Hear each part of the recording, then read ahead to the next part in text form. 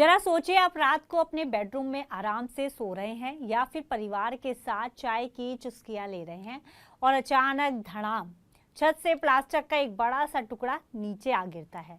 अक्सर ये मंजर आप टीवी चैनल्स पर देखते ही होंगे, जहां करोड़ों रुपए के घरों के प्लास्टर यूं ही गिर जाते हैं। ताजा मामला तो राजस्थान के एक अस्पताल से आया है, जहां एक महिला के ऊपर ही प्लास्टर का एक बड़ा टुकड़ा गिरा, जिससे उस महिला के सिर पर गंभीर चोटें आई हैं।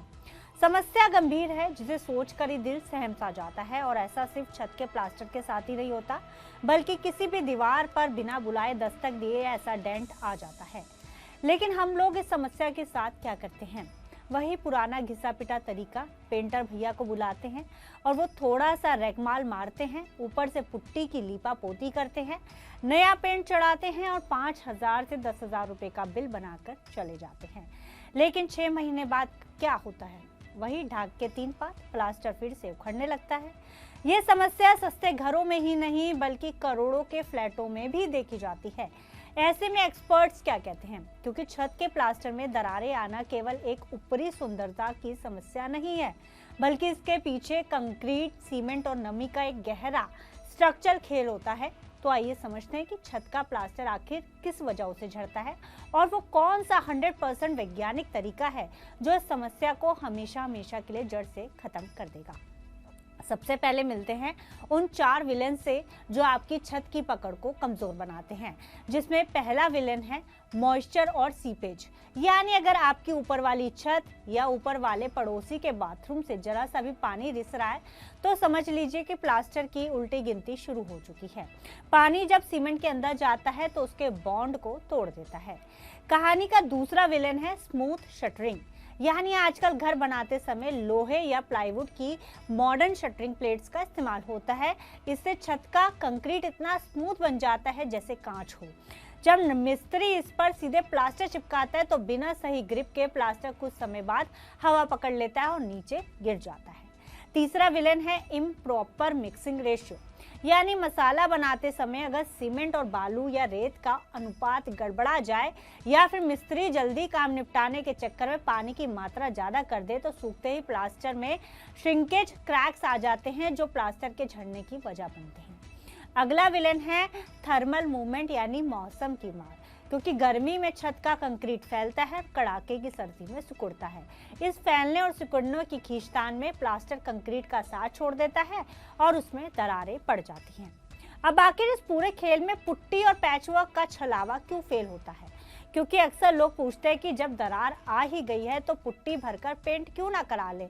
सस्ता भी पड़ता है और सबसे आसान तरीका भी होता है। लेकिन इसे ऐसे समझिए कि किसी के पैर की हड्डी टूट गई हो और आप बाहर सुंदर सा बैंडेड चिपका दें, क्योंकि पुट्टी केवल दरार का मुंह बंद करती है, उसकी अंदरूनी पकड़ को मजबूत नहीं करती, जिससे आज या कल वो फिर से झड़ जाती है। जब तक कंक्रीट और प्लास्टर के बीच का केमिकल बॉन्ड मजबूत नहीं होगा, तब तक पुट्टी के ऊपर की गई कोई भी वॉल पेंटिंग पानी में पैसे बहाने जैसी होगी। तो अगर आप बार बार के इस खर्चे से तंग आ चुके हैं, तो चलिए अब जानते हैं इसका पक्का और परमानेंट सॉल्यूशन। सबसे पहले सफाचट सफाई, यानी पुराना ढीला प्लास्टर अच्छे से पूरी तरह हटा दें। यानी सबसे पहले जहां भी प्लास्टर ढीला या फूला हुआ है उसे छेनी हथौड़े से पूरी तरह हटवा दें।